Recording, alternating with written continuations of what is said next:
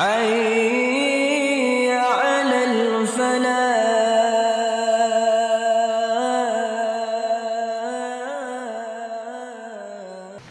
Kita akan mengkaji ayat 68, 69 surat Al-Baqarah, lanjutan dari ayat-ayat yang sebelumnya. A'udzu billahi minasyaitonir rajim. Qalu ud'u lana rabbaka yubayyin lana ma hiya. Qala innahu yaqulu innaha baqaratun la faridun wala bikrun awanun baina dzalik faf'alu ma tu'marun. Qalu ud'u lana rabbaka yubayyin lana ma launuha. Qala innahu yaqulu innaha baqaratun safra'un faqi'un launuha tasurrun nadirin. Mereka berkata, Bani Israel, berdoalah wahai Musa kepada Tuhanmu untuk kami, yubayyin lana, supaya menjelaskan pada kami, mahia, apa dia sapi itu. Qala, Nabi Musa berkata, innahu, sesungguhnya Allah, yaqulu, berfirman, innaha baqaratun, sesungguhnya sapi itu la faridun, tidak tua, wala bikrun, dan tidak muda, awanun baina dzalik, tengah-tengah di antara itu, faf'alu ma tu'marun, lakukanlah apa yang diperintahkan pada kalian. Qalu, mereka berkata, ud'u lana, berdoalah wahai engkau Musa bagi kami, rabbaka, pada Tuhanmu, yubayyin lana, supaya menjelaskan bagi kami, ma launuha, bagaimana rupanya. Qala, Nabi Musa berkata, innahu, sesungguhnya Allah, yaqulu, berkata, innaha baqaratun, sesungguhnya sapi, safraun, yang kuning, qati'un, tua, launuha, warnanya, tasurrun nadirin, yang menggembirakan, menyenangkan bagi orang yang melihat.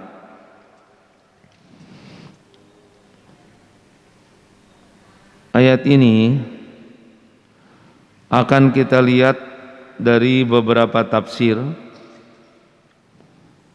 antara lain tafsir Aisar At-Tafasir, kemudian tafsirnya Imam At-Tabrani. Lalu bagaimana pula pandangan tafsir Al-Baghawi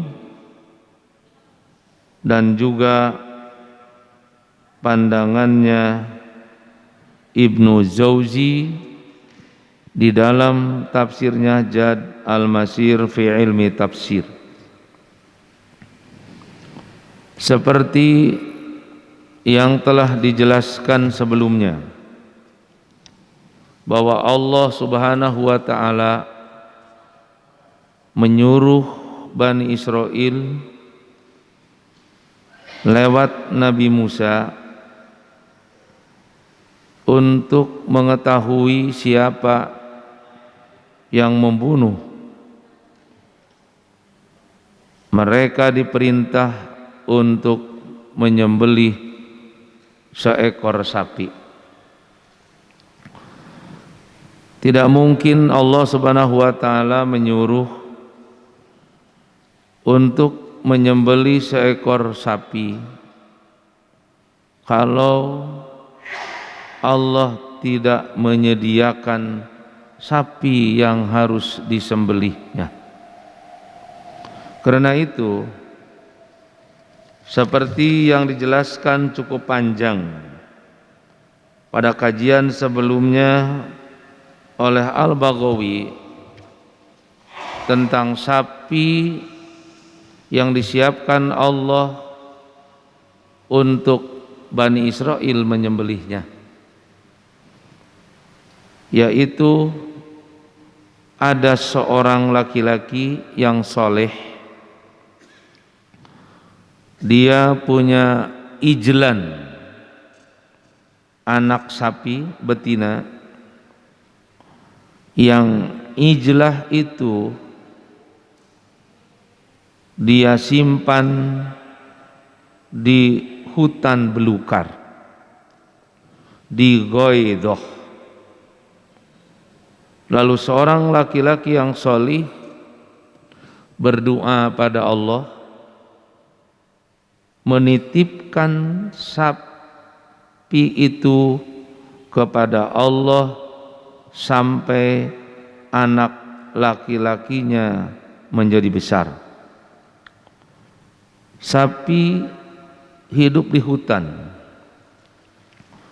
sementara anak dari laki-laki yang solih tidak tahu bahwa bapaknya telah menyiapkan sapi untuk dirinya.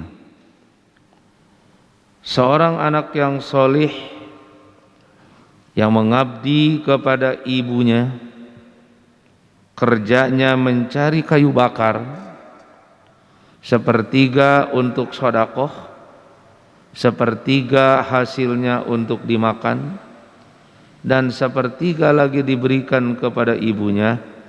Ini menunjukkan akan pengabdian sifat yang baik anak itu kepada seorang ibu. Dia membagi malam 3/3, sepertiga untuk sholat, kemudian sepertiga lagi untuk tidur, dan sepertiga lagi untuk duduk di samping ibunya. Kemudian ibunya berkata bahwa bapakmu memberimu seekor anak sapi yang ada di hutan.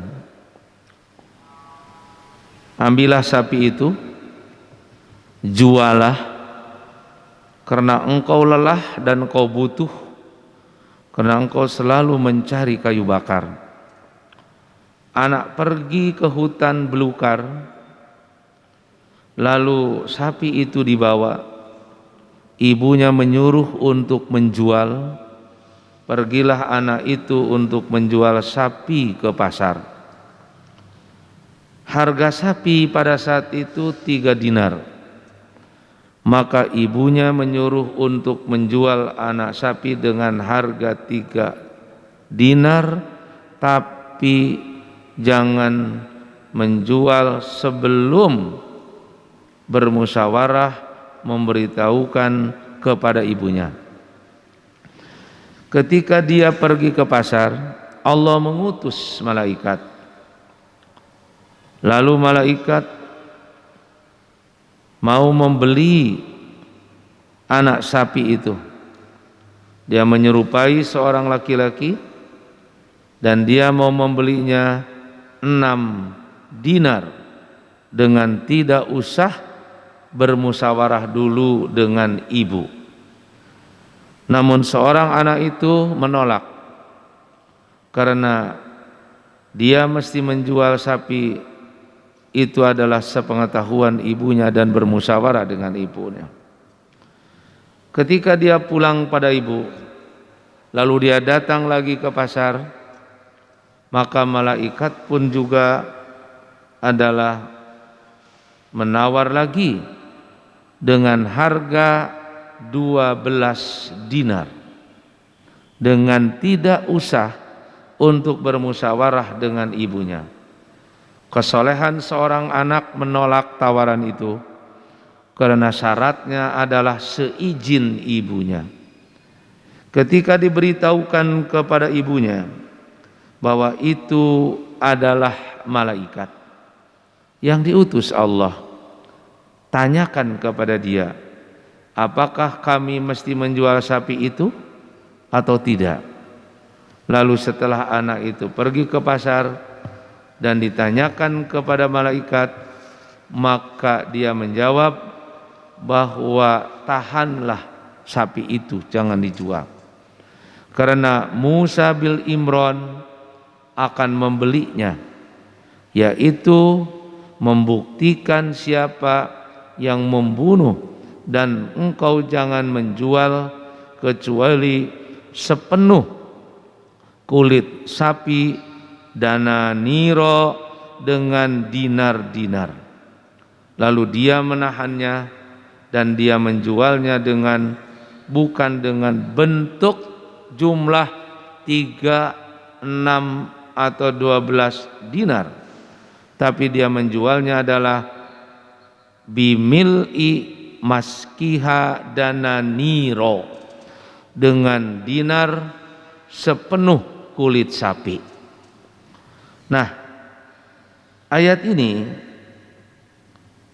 yang akan kita kaji sekarang adalah menjelaskan bagaimana Bani Israel banyak bertanya tentang sifat-sifat dari sapi itu, yang tidak mustahil pada dasarnya adalah mereka menghindar untuk tidak menyembelih sapi itu. Aisyah Tafasir menjelaskan, wa fi hadhil ayah wal ayah at-taliyah, pada ayat ini dan ayat-ayat yang selanjutnya, yubayyinullahu subhanahu, Allah akan menjelaskan mada sekitar ta'annat Bani Israila, kebingungan Bani Israel. Jadi dari ayat ini ke sini akan menjelaskan bagaimana Bani Israel bingung untuk menyembelih seekor sapi itu, dan juga menjelaskan wa kasrati su'alihim li rasulihim, dan menjelaskan banyaknya pertanyaan mereka kepada Rasul mereka, yaitu kepada Nabi Musa. Dengan banyaknya pertanyaan mereka kepada Nabi Musa, pada hakikatnya padayyaku ala anfusihim, mereka mempersempit diri mereka sendiri.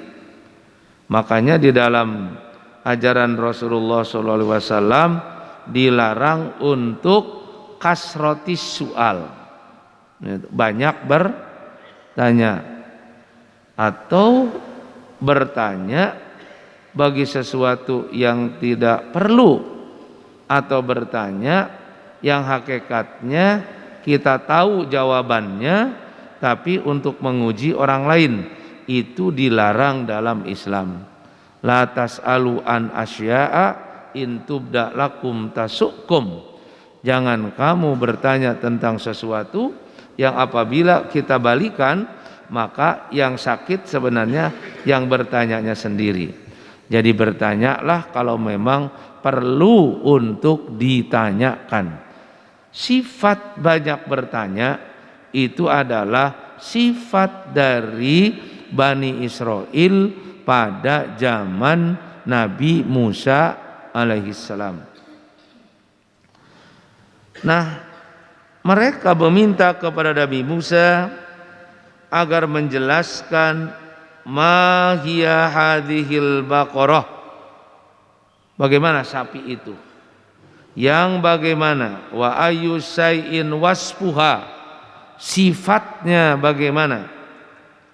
Maka Nabi Musa menjawab kepada mereka, innallaha yaqulu, Allah berfirman, innaha baqarah la musinnatun. Itu adalah sapi la musinnah, tidak tua. Sanatun tahun, musinnah bertahun. Berarti kalau bertahun-tahun adalah tua. Harimah, tua renta. Harimah di dalam hadis Nabi ada yang disebut haram. Likulli da'in dawa illa da'un wahid. Setiap penyakit ada obatnya kecuali satu penyakit yang tidak ada obatnya, haram, pakai hak besar, yaitu haram kerapuhan fisik karena ketua rentaan. Ya. Jadi fisik yang rapuh karena ketuaan itu namanya haram. Kalau pakai hak kecil itu artinya mulia, terhormat. Nah, kalau jiwa yang rapuh sehingga menjadi pelupa namanya khorob. Khorob. Kalau fisik haram, kalau jiwa khorob itu. Karena itu disebut khorob itu ialah fasadul akli minal kibar, rusaknya otak karena ketuaan. Bagaimana cirinya? Yunsa ma'alimahu, yang sudah diketahui dilupakan, wa yukrohu, dan ditolak yang belum diketahui. Yang sudah tahu lupa, nucan tahu hese asup, itu namanya khorof, itu jiwa. Nah, di sini sapi yang diperintahkan Allah untuk disembelih itu adalah sapi harimah, la harimah, yang tidak tua renta, in qata'at wiladatuha, yang sudah tidak beranak. Nah, dalam istilah Al-Quran, kalau tidak tua renta, tidak beranak, itu disebut dalam satu kata namanya faridun. Faridun. Tapi kata faridun kalau dijabarkan jadi panjang. Kata faridun itu tidak tua, gitu kan? Dan sudah tidak beranak. Kalau misalnya seorang wanita faridun, dia adalah tidak tua dan tidak melahirkan, gitu. Itu farid. Tapi bukan mandul. Nah, kalau mandul dalam Al-Quran ada akir, ada akim. Seperti Nabi Zakaria, wa mro'ati akir, istriku adalah mandul. Tapi ada lagi mandul dalam Al-Quran, akim, mandul juga. Cuman bedanya kalau akhir adalah mandul sejak lahir, kalau akim adalah di awal dia mandul, yang kesini mungkin dia melahirkan. Karena itu istri Nabi Ibrahim alaihissalam, Sarah, dia akim. Nah, sementara istri Nabi Zakaria alaihissalam, dia adalah akhir gitu. Jadi istilah yang digunakan Quran yang bersifat keilmuan gitu. Sama mandul tapi beda sifat. Nah, kalau Quran menyebut kalimat farid, itu satu istilah di mana tidak tua dan sudah tidak beranak. Wala saghiratun, dan juga tidak muda. Yang tidak muda ini pun si sapi itu adalah lam yalhaq khalfahlu ba'du. Tidak pernah si sapi itu didatangi oleh hewan jantan. Bagaimana kalau seekor sapi yang belum pernah sekalipun didatangi oleh hewan jantan? Itu betul-betul sapi gadis betul gitu ya. Perawan betul gitu. Jadi tidak tua, tidak muda, dan tidak beranak, juga tidak mudanya itu belum pernah didatangi oleh hewan jantan. Wa inna ma hiya nasaf bainal kabirah was saghirah, tengah-tengah antara tua dan muda. Satu istilah lagi dalam Al-Quran, awan. Awanun. Kalau Al-Quran menyebut awan, berarti memberi arti adalah tidak tua, tidak muda. Kalau Al-Quran menyebut farid, itu berarti tidak tua, berhenti beranak, tidak muda, yang tidak pernah didatangi oleh hewan jantan. Sulit untuk mencari, sebab untuk mengetahui pernah didatangi atau tidak oleh hewan jantan kan mesti ditanya. Ya diperiksa gitu. Ini karena banyak pertanyaan, artinya menyulitkan diri sendiri. Fahadihi takunu asana dawab. Nah, jika binatang yang seperti ini, itu adalah binatang yang paling bagus.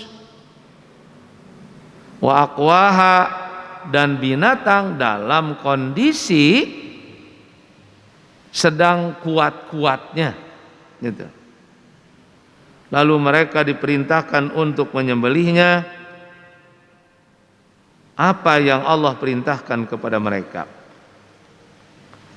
Di bawah Aisar Tafasir menjelaskan al-farid al-musinnah allati inqata'at wiladatuha. Farid itu adalah yang tua, yang tidak beranak. Sedangkan bikrun as-saghirah allati lam tahmil ba'du, muda yang belum sapi itu adalah mengandung. Sedangkan awan adalah an-nasaf ay laisat bisaghirah wala kabirah, tengah-tengah yang tidak muda dan tidak tua. Di bawah dijelaskan fa'allahu bisu'al, Bani Israel terus-menerus melontarkan pertanyaan. Mereka meminta agar Allah menjelaskan kepada mereka warnanya. Lalu Allah menjawab kepada mereka, innaha baqarah safra safiyatul laun. Sapi kuning safiyatul laun, bersih warnanya. Kuning bersih warnanya, mengagetkan orang yang melihat dan menyenangkan karena bagusnya pandangan yang dapat dilihat.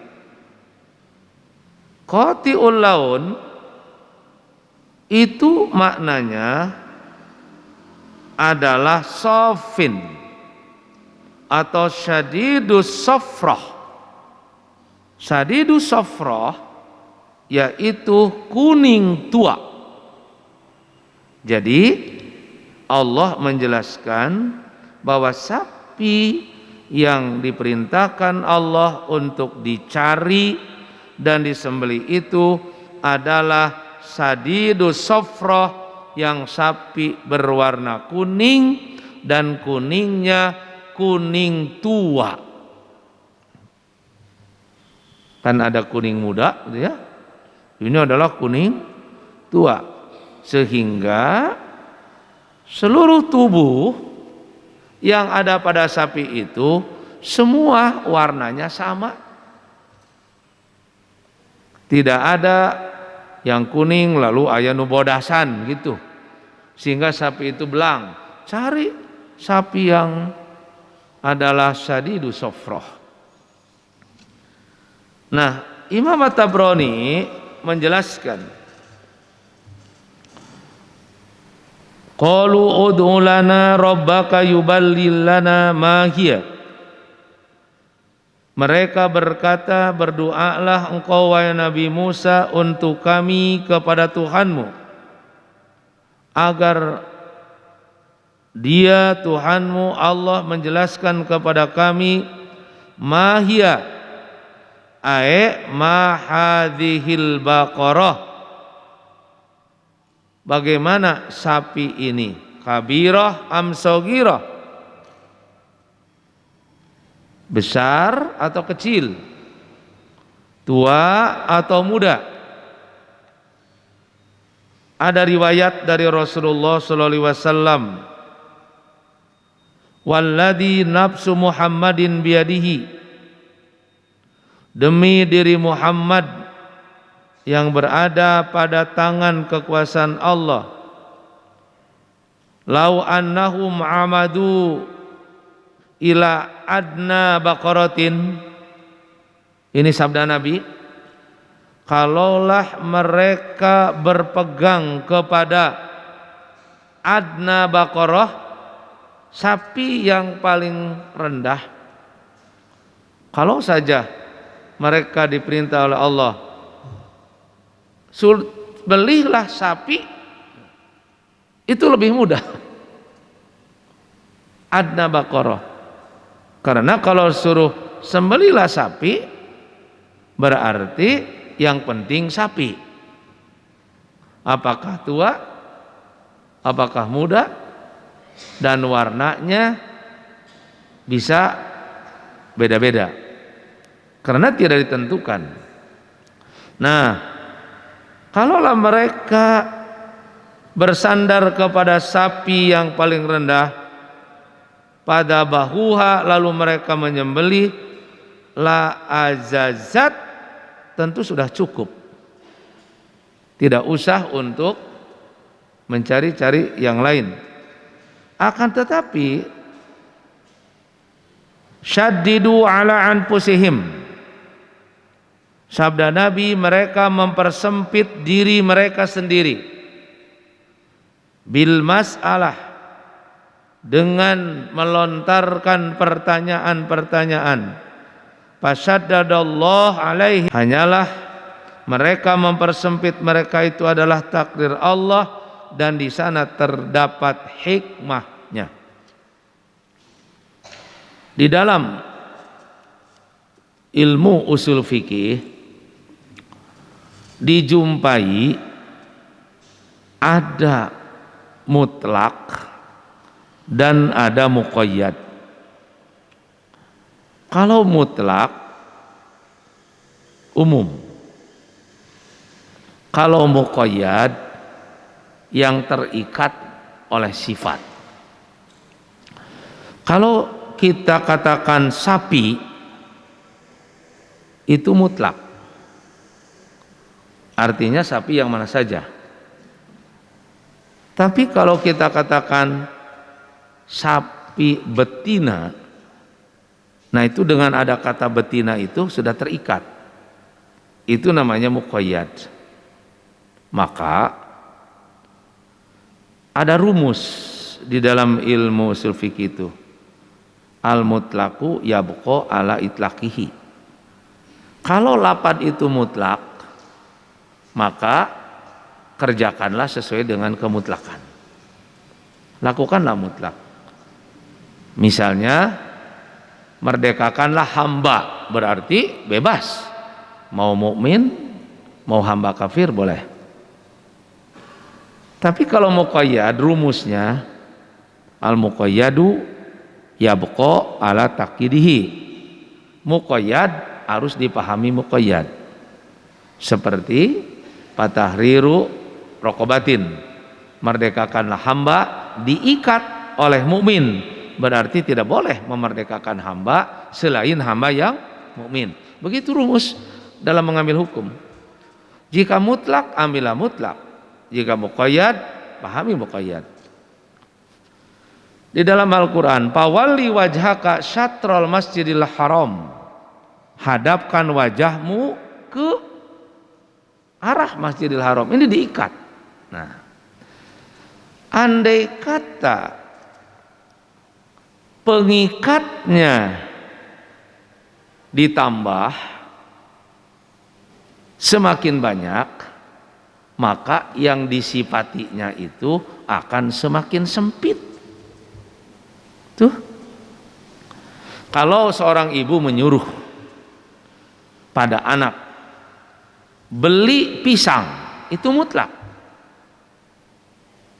maka mudah, yang penting asal pisang. Tapi kalau diikat si pisang itu, beli pisang Ambon, nah, satu itu, berarti tidak boleh pisang lain yang besar, berarti sekalipun Ambon, kalau kecil tidak boleh. Yang masak Ambon besar, atah tidak boleh. Yang kuning Ambon besar, masak hijau tidak boleh. Yang murah tuh ini sekalipun kuning masak lamun mahal tidak boleh. Jadi manakala sifat bertambah, maka yang disifatinya akan semakin sempit. Tapi kalau sifatnya berkurang, maka yang disifatinya menjadi longgar. Nah, Bani Israel ini menambah sifat terus, gitu. Sapinya betina atau jantan? Betina. Terus sapi yang bagaimana? Tidak tua, tidak muda, tengah-tengah, tidak melahirkan, belum pernah didatangi oleh jantan. Terus warnanya bagaimana? Akhirnya semakin sulit. Nah, karena itulah tidak boleh banyak bertanya yang pada akhirnya mempersempit diri sendiri.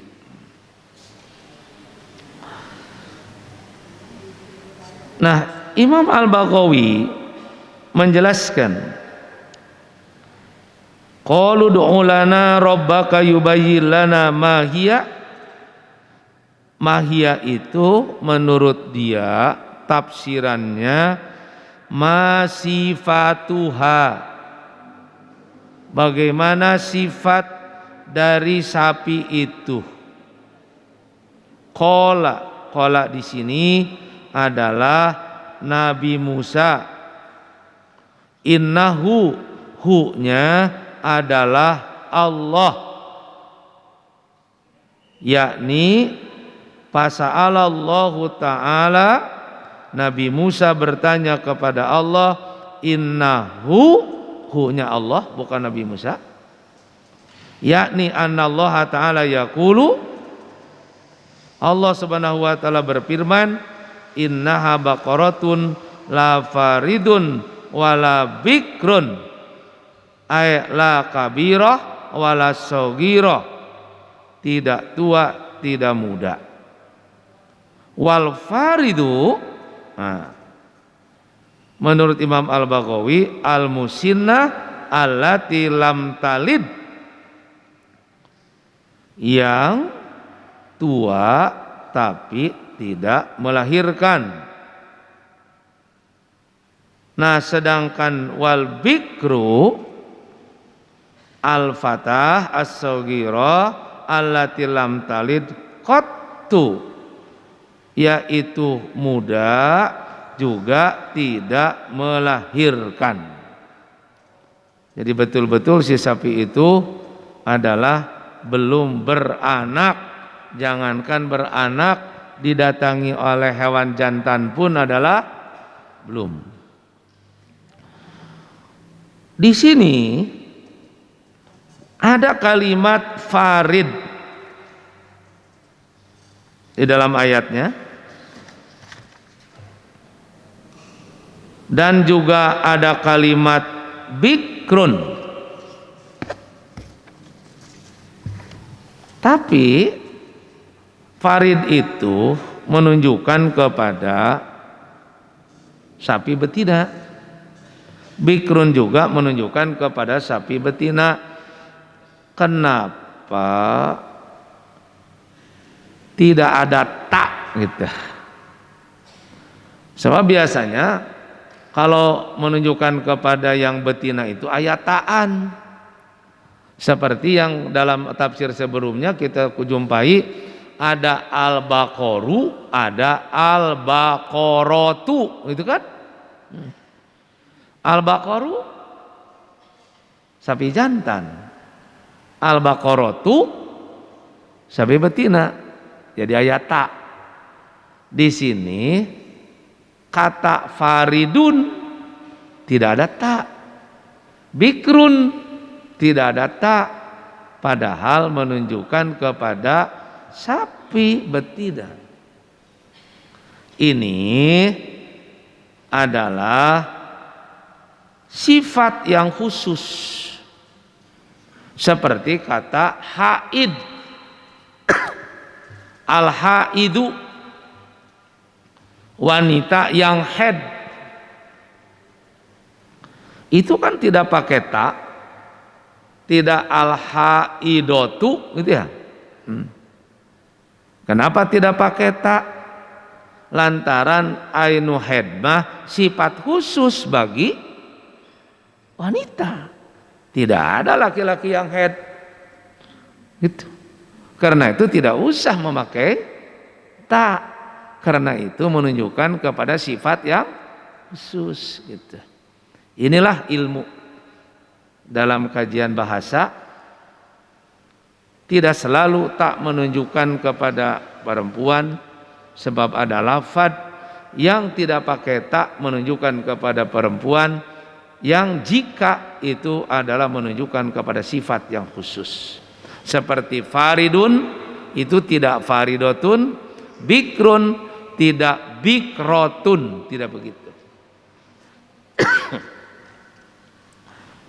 Karena itu Imam Al-Baghawi menambahkan di sini fakhudifat ha, maka dibuang huruf ha ta dari kedua kalapan itu, lil ikhtisas bil inas, karena khusus untuk menunjukkan kepada wanita, kal haid, seperti lapad haid gitu. Kalimat awan adalah wasaton nasof, tengah-tengah, baina dalika baina sinin, antara tua dan muda.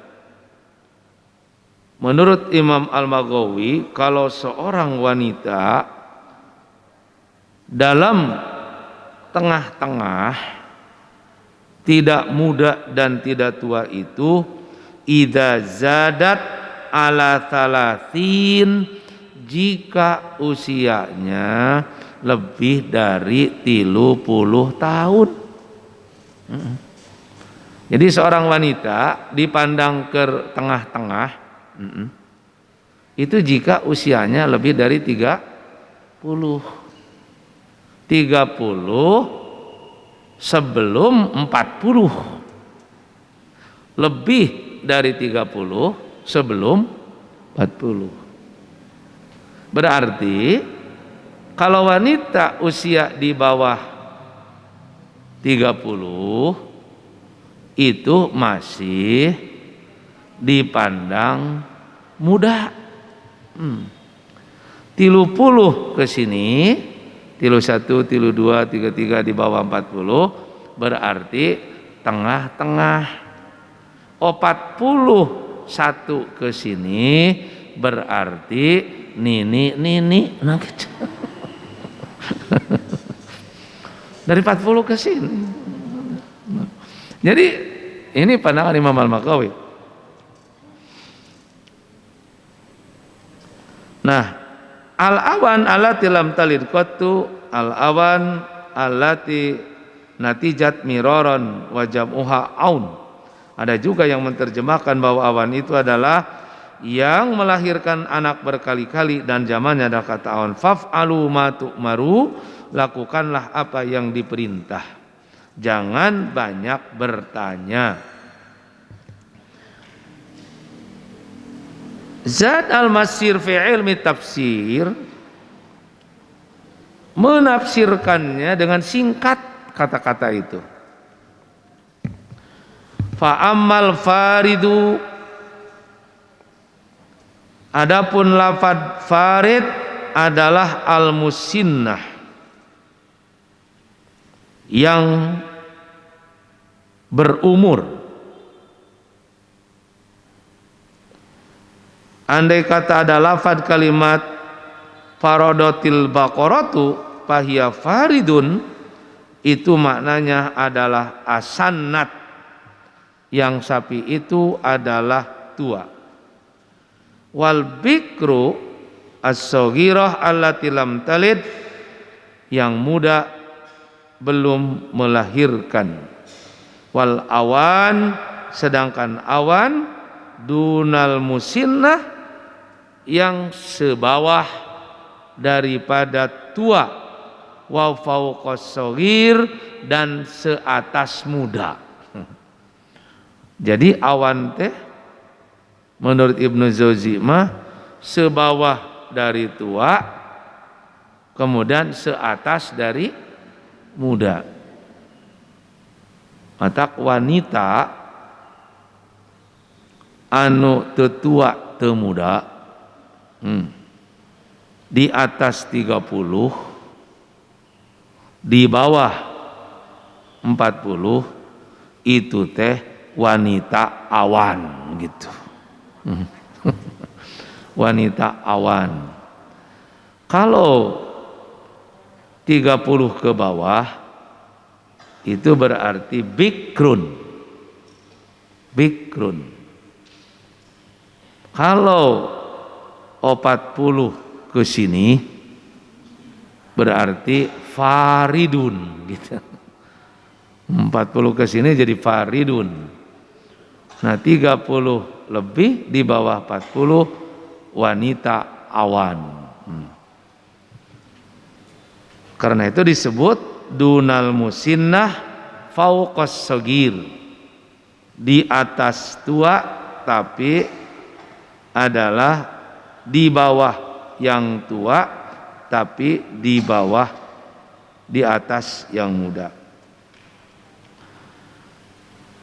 Nah, kita lihat tafsirnya Imam Al-Maghawi di bawah. Di sini ada satu istilah yang digunakan di dalam bahasa Arab yang bagus sehingga jangan sampai salah menggunakan kata itu. Kita lihat yang bawah. Qalu du'u lana rabbaka yubayyin lana ma launuha. Mereka berkata, berdoalah engkau wahai Musa bagi kami pada Tuhanmu agar Allah menjelaskan kepada kami ma launuha, bagaimana rupanya. Qala innahu yaqulu, Nabi Musa berkata, sesungguhnya Allah berfirman bahwa inna baqaratun safra'un qati'un launuha, yaitu sapi yang kuning qati', kuningnya kuning, qati' launuha warnanya. Nah, dijelaskan oleh Al-Baghawi mengutip pandangannya Ibnu Abbas. Qala Ibnu Abbas, yang dikatakan safra qati adalah syadidatu safrah, kuning tua, syadidatu safrah. Lalu Qatadah menyebutnya sofin, kuning bersih. Nah, kuning bersih. Kalau kuning bersih berarti tidak ada warna lain, ya, bersih semua, seluruh sekujur tubuh dari sapi itu warnanya kuning. Berarti kan harus diperiksa kabeh gitu. Dari badan sapi ada nggak warna lain selain daripada kuning? Nah, namun Al-Hasan menyebutnya as-safra as-suda, kuning hitam. Ada sapi yang warna kuning hitam, berarti kuning tapi hitaman. Maka Al-Baghawi menjelaskannya, wal awwalu as-sahhu, yang benar, yang paling benar, yang dapat diterima adalah yang pertama, yaitu sadidu safrah, kuning tua. Kenapa itu dikatakan? Karena tidak layak kata aswad pakai qati gitu. Jadi la yuqalu aswad qati, itu enggak ada. Istilah hitam qati, istilah penggunaan bahasa itu tidak digunakan. Nah, kalau qati itu untuk kuning.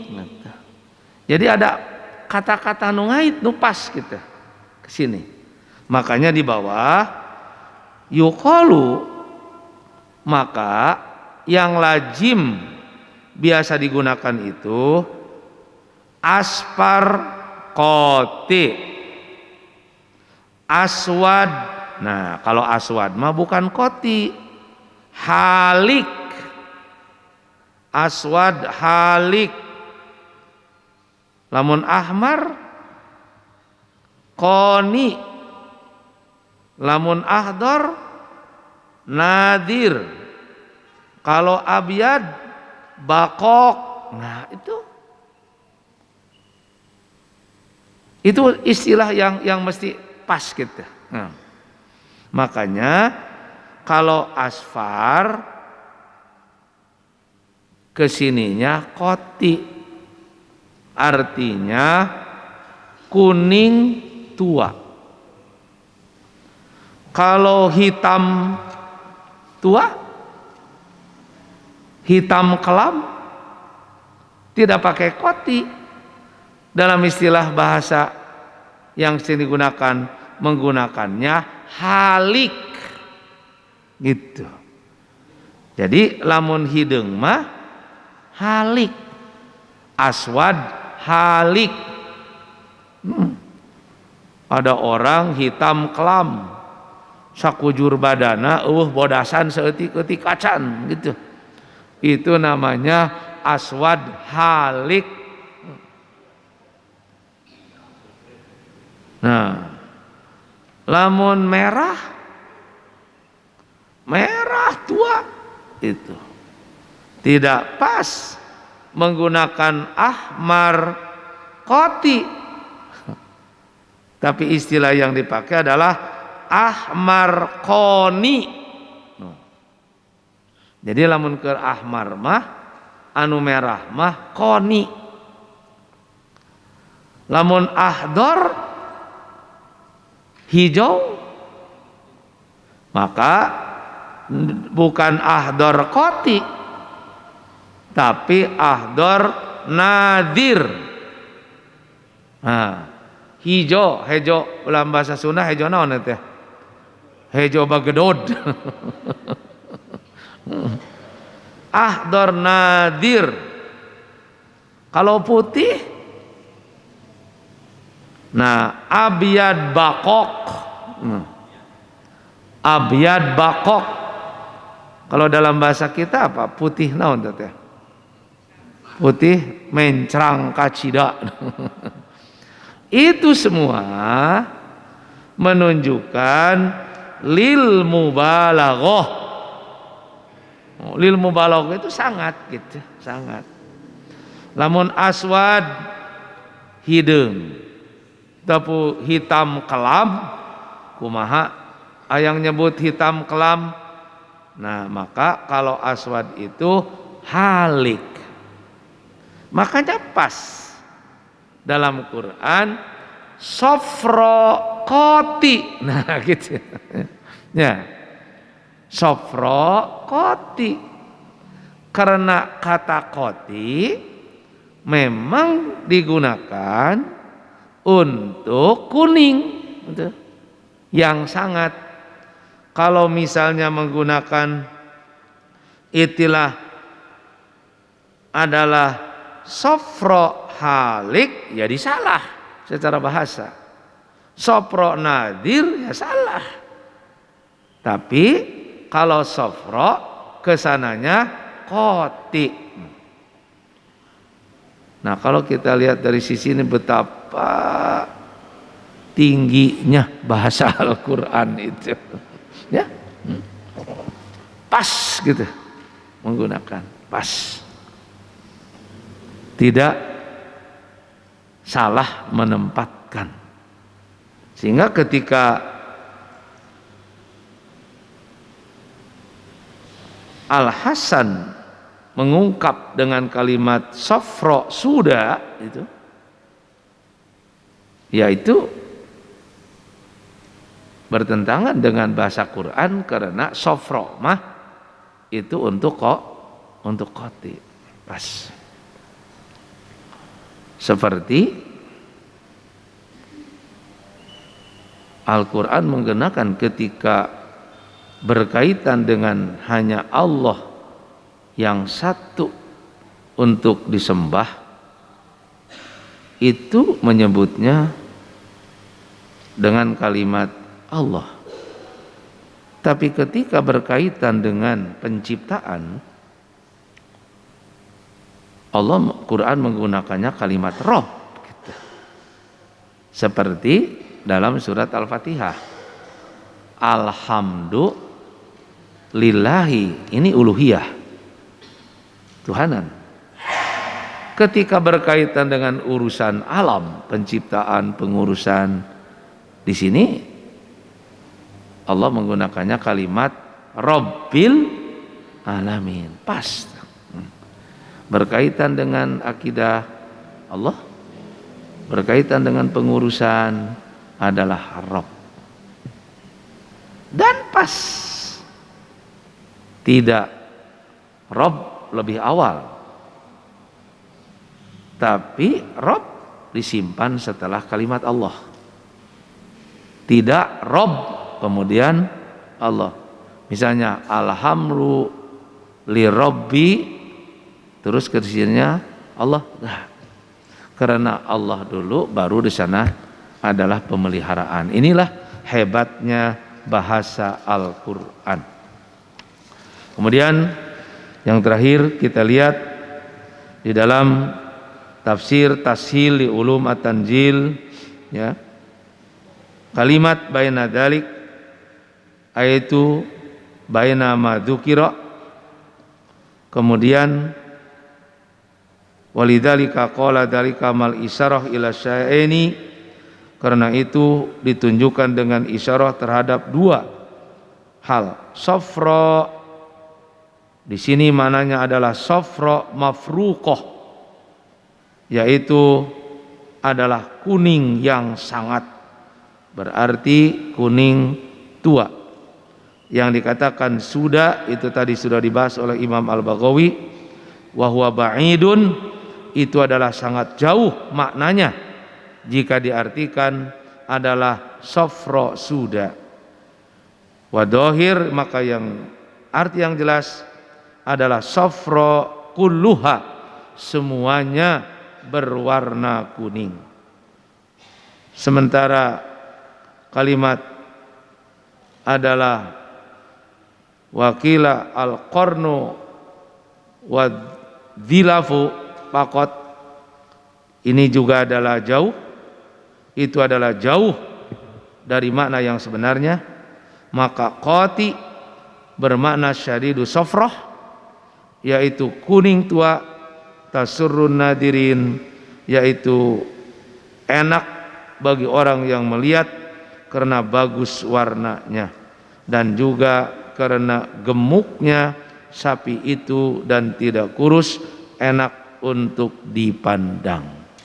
Inilah di antara pertanyaan yang dilontarkan Bani Israil kepada Nabi Musa untuk minta penjelasan dari Allah. Lalu Allah menjelaskannya, dan ini pada hakikatnya adalah merupakan pertanyaan yang mempersempit diri mereka sendiri, karena banyaknya pertanyaan sehingga Rasulullah menjelaskan seandainya mereka bersandar kepada yang paling rendah daripada sapi, itu tidak akan menyulitkan diri mereka sendiri. Nah, nanti akan berlanjut berkaitan dengan pertanyaan-pertanyaan Bani Israil yang selanjutnya kepada Nabi Musa alaihissalam.